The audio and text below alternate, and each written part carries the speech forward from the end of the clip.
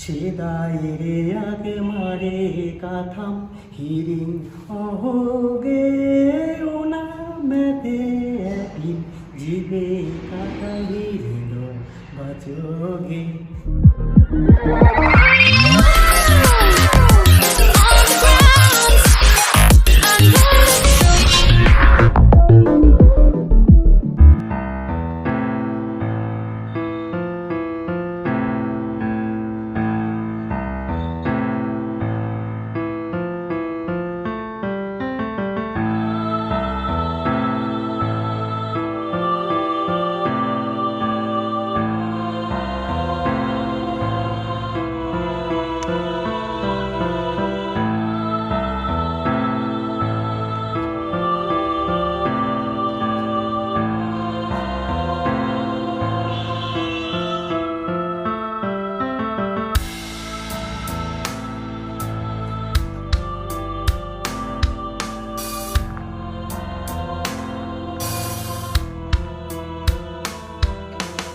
উনি all over India থেকে সমস্ত কালেকশন করতে 40 বছর ধরে। যেমন এইটা দেখছেন বহু পুরনো একটা গাছ, এই গাছটার জলের নিচে বহুদিন পড়েছিল, কোনো আদিবাসী মহিলা বাড়িতে নিয়ে গিয়েছিল জ্বালানি হিসাবে। আচ্ছা, শিল্পী চোখে দেখেছে শরৎচন্দ্রের অবশ্যই মহেশ। মহেশ গল্পের মেন ভূমিকায় ছিল গফুর মিয়া। গফুর মিয়া মেনে হচ্ছিল আমিনা। দুর্ভিক্ষ সময়ে আমিনা যখন জল নিয়ে যাচ্ছিল, আমিনাকে জোর করে ফেলে দিয়ে এই তৃষ্ণার্ত বউটা জল খেতে যাবে, তখন বউটাকে মেরে ফেলে। এটা মৃত্যুর পূর্বে কাদা শুষে জীবনের শেষ জল খাচ্ছে সেই কৃষ্ণার্থ বউটা। দাঁড়াতে পারছে না, চারটে পা এক জায়গায় করছে, তাও দাঁড়াতে পারছে না, নিজের সাপোর্ট। ঠিক এই অবস্থাটাকে মেরে ফেলা হয়েছিল। কিন্তু এর পূর্বে তার চেহারা কেমন ছিল তার একটা দৃষ্টান্ত স্বরূপ দিয়েছেন শিল্পী। একটা গাছের শিকড়, মহেশ সুস্থ অবস্থায় প্রথম অধ্যায় গল্পে বিশ্রামরত সেই মহেশ শীতকালে এই গাছ।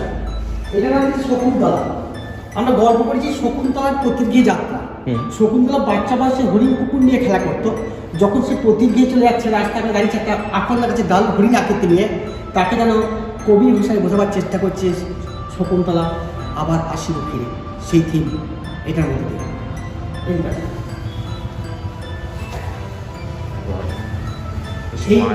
এইটা একটা বহু পুরনো শিশু গাছ, একটা বনবনে আকৃতি পেয়েছে। আচ্ছা, এটা আমরা বলতে পারি যে মনুষ্য জীবনের প্রথম স্টেজ, হিউম্যান লাইফের ফার্স্ট স্টেজ। মানুষ যখন 4 পায়ের পরিবর্তে 2 পায়ে থাকবে তখন মানুষ হলো বুদ্ধিজীবী, এবং তার যখনই বুদ্ধিজীবী হলো তখনই মানুষের মধ্যে দুটো শ্রেণী হলো, একটা সভ্য একটা অসভ্য। যারা সুস্থ মানুষ, সভ্য মানুষ, তারা সমাজের বুকে হাতে হাত নিয়ে বাস করছে একে অপরের সামনে, একটা মাধবীলতা গাছ। আর এক শ্রেণীর মানুষ বেশি ধ্বংসের পর, ঠিক ধ্বংসের পূর্বে একটা ক্ষতবিক্ষত ইগল মর্তে অবদান করছে অসংখ্য সংকেত নিয়ে। বিশ্বের ধ্বংস আগত এসব কীটপতঙ্গ পশু পাখি কিছু অসৎ মানুষের জন্য আমরা মৃত্যুবরণ করি, কিন্তু দেখা যাচ্ছে তার পরে করলেও কিছু অসৎ মানুষ আকাশে বোম ব্লাস্ট করছে অবকাশ। যেই অসংখ্য সংকেতগুলো ব্লাস্ট হয়ে গেল, বিশ্ব পলিউশন হচ্ছে, অক্সিজেন কমছে, কার্বন ডাইঅক্সাইড বাড়ছে, কীটপতঙ্গ মানুষ ধ্বংসের পথে। তার এগেনস্টে বিপরীত প্রতিক্রিয়া, একটা মানুষের হাত নেই, নষ্ট হয়ে গেছে, মুখের বিকৃতি এসছে, যেটা আমরা উপলব্ধি করেছি এক সময় যে সিন হয়েছিল, সেই সিনটাকে তুলে ধরার চেষ্টা করছে আবার এই প্রকৃতির মধ্যে দিয়ে। ঠিক যখন মানুষের এই সিচুয়েশন, তখন কিন্তু একটা গাছের ডালে সাদা পায়রা বসছে, পায়রাটা যেন হেলমেট আর ডালটা যেন একটা বন্দুক। পায়রা যেন বলতে চাইছে মানুষকে যে ফেয়ারওয়েল টু আর্মস, যুদ্ধ থেকে বিদায় নাও। যেন বলছে যে মানুষ, তোমরা সমাজের শ্রেষ্ঠ জীব, তোমাদের উপর আমরা ডিপেন্ডেন্ট, তোমরা কেন বিশ্ব ধ্বংসের দিকে নিয়ে যাচ্ছ? তোমরা সুস্থ হও, নইলে বিশ্ব ধ্বংস হয়ে যাবে। কিন্তু তার কথায় কিন্তু মানুষ সাড়া দিল না। সাড়া দিল যুদ্ধক্ষেত্রে একটা ঘোড়া, অর্জুন গাছ একটা, সে যুদ্ধক্ষেত্র থেকে মুখ ফিরিয়ে নিয়েছে, সেও যেন পঙ্কিরা হয়ে মানুষ উদ্ধার কাজে নিয়ে পড়ছে, সে কিন্তু যুদ্ধক্ষেত্রে নেই। ঠিক যখন বিশ্বে এই সিচুয়েশন, তখন আমাদের যে আসল প্রকৃতি মা, যে আলো বাতাস জল দিচ্ছে, সে কিন্তু জেগে উঠল, সে কিন্তু স্থির থাকতে পারলো না। এবং তাকেও চিনতে পারছে পাখি, মানুষ, জল, সাপ, সবাই প্রাণ রক্ষার তাকে আশ্রয় নিচ্ছে মায়ের সঙ্গে। কিন্তু মা কী করবে, বিশ্বটি পলিউশনে ভর্তি, তাই মা কিন্তু কাউকে বাঁচাতে পারেনি। তাই মা কী করলো, নতুন করে বিশ্বের বুকে আবার মেল ফিমেল সৃষ্টি করলো, অ্যাডাম ইভ নিউ জেনারেশন। আমার নতুন করে বিশ্বের বুকে মেল ফিমেল অ্যাডাম ইভ আবার মানুষ যুক্ত করছে। এটার নাম দিয়েছি মৈত্রী। আমরা লিখেছি বাইরে, এটা দেখাচ্ছে মৈত্রী মানে আমরা আজ থেকে কিন্তু মৈত্রী বন্ধনে আবদ্ধ হলেন প্রকৃতি, যেন গাছ পাথর আমাদেরকে বলছে আজ থেকে আমরা আমাদের আত্মীয় এবং আমাদের আগমনে আমরা গাছ পাথর জেগে দিচ্ছি। আর একটা কথা বলি, এই যে আমাদের এখানে যে টিকিট কাটা হচ্ছে, এই টিকিট পয়সাকে আমরা এই অঞ্চলের সমস্ত আদিবাসী মেয়েদেরকে ফ্রি অফ কস্টে 1 থেকে 2 অবধি পড়ানোর ব্যবস্থা করেছে। আর তার সঙ্গে রবি ঠাকুরের গান বাংলাতে এবং সাঁওতালি দায়িত্ব আমি নিয়েছি, যেটা ভারতবর্ষের বুকে প্রথম বেরিয়েছে রবি ঠাকুরের গান সাঁওতালি ভাষায়, তার সঙ্গে ওতপ্রোতভাবে জড়িত। কাজটা আমি করেছিলাম। ধরুন এখান আদিবাসী মেয়েরা বুঝতে পারে না যে পুরানো সেই দিনের কথা ভুলবে কি হায়, সেই চোখের থাকা প্রাণের কথা সে কী বলে যায়। সেটা এক মার কথা হিল হোগে ওনার মেয়েটা খুব জি কথা জুই বাচকে দিলা আর্মি ধপ দিলা সে খাতে জুই তালাগে আলাগ বগি যদি কথা লাগলে জুই বাঁচাতে। আমি করছি কি এই কাজটাকে সাঁওতালি করে দিচ্ছি। সে গায়ে রে আগে মারে কথা হিরি হোগে ওনা মেতে জিবে কথা হিরো বাচকে। ক্লিয়ার? সেই কাজটাকে না হয় আমাদের আজকে একটা অনুষ্ঠান আছে, সেটা মতো থাকবে দেখবেন অবশ্যই কটার সময়, এই জাস্ট আউট হবে। হ্যাঁ, এইটা দেখেছে সেই দিকে আদিবাসী মেয়েরা আমাকে ইনভাইট করছে আমাদের প্রোগ্রামে। আপনারা আসুন, আমাদের প্রতি বছরই মেলার সময় 4 দিন এবং দোলের সময় 2 দিন উৎসব হয়। সেই উৎসবে আমরা মিলেমিশে একাকার হয়ে যাই। সেখানে আমরা পারফর্ম করলাম, এরাও করলো, খুব ভালো দিন কাটবে। উৎসবটা হয় 8ই পৌষ, 9ই পৌষ, 10ই পৌষ, 11ই পৌষ, আর দোলের সময় 2 দিন হয়। আর মাঝে মধ্যে আমাদের প্রোগ্রাম লেগে আছে।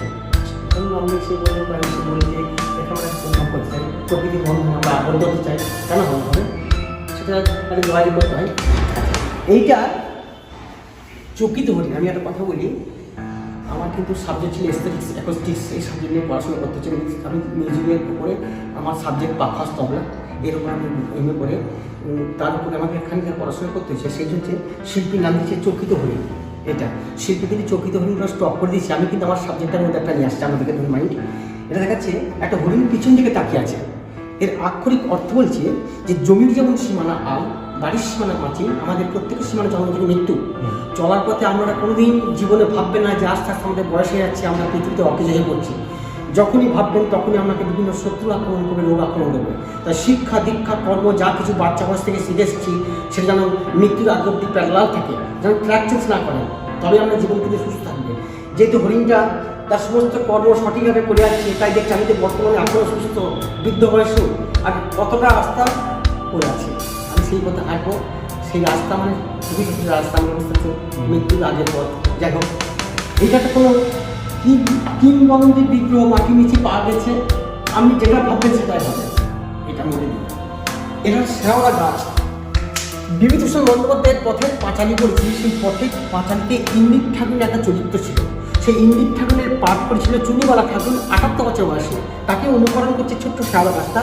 এটা তার অরিজিনাল চেহারা, তারই প্রতিকৃত পাশেই দেওয়া আছে। এটা শিল্পীর একটা হিরো দিকে এসছে, সেটার নাম দিয়েছে যে ইন্দিরা ঠাকুর। এইখানে সমুদ্রের ঢেউগুলো স্টেপ বাই স্টেপ থাকে, যেন এক একটা স্টেপ যেন এক একটা জেনারেশন। যেন আমাদের মনুষ্য সমাজকে বলছে যে তোমরা প্রতিটি মানুষ বিশ্বের বুকে নিজস্ব নাম নিয়ে জন্মগ্রহণ করছো। তোমার বিশ্বের সুযোগ একবার, স্কুল কলেজ একবার, এইচএস একবার, ডিগ্রি একবার। সুযোগের সদ্ব্যবহার না করলে তোমার পিছনে নেক্সট তুমি 10-এ পড়ো, ক্লাস 9-এ ছিল, তোমার 4 দিচ্ছে। তোমার থেকে সুযোগ একবার, আর সেই সুযোগ যদি তুমি সৎভাবে গ্রহণ করতে পারো, তোমার জন্য সামনে কিছু ভালো কিছু অপেক্ষা করছে। অর্থাৎ তুমি তোমার সঠিক পথ অবলম্বন করে গন্তব্যস্থানে এগিয়ে যাও, তুমি সাকসেসফুল হবেই। একটা সমুদ্রের ঢেউ আমাকে ইনস্ট্রাকশন দিচ্ছে, সেই পথে আমাদের হাঁটতে বলছে প্রকৃতির মধ্যে দিয়ে। এটা নাম দিচ্ছে ভোরের মোড়ক। আমরা প্রতিটি মানুষ কাজের সঙ্গে যুক্ত। সারাদিন কাজ করার পর যখন ক্লান্ত হয়ে রাত্রে ঘুমিয়ে পড়ি, ভোরে ঘুম ভাঙতে চাই না। ভোরের মোড়ক ফার্স্ট হলে তার ভৌতিক মধ্যে দিয়ে আমাদেরকে সেটা করে বলছে তুমি নতুনভাবে জানো, নতুন কর্মে উঠতে হও। কারণ কর্মকে বেঁচেছি, এখনও কোনো কিছু না। কিন্তু মানুষ তাদেরকে সাবধান যেন একটা গাছের গুঁড়ি ঘোড়া, সে আপন গতিতে তার কথায় সে তার গন্তব্যস্থানে এগিয়ে আছে, তার কর্মপথে। এই ঠিক এইভাবে সমস্তগুলো আছে। উপরে আছে যে একটা দোতলা আছে, সেখানে আমার ওই যিনি শিল্পী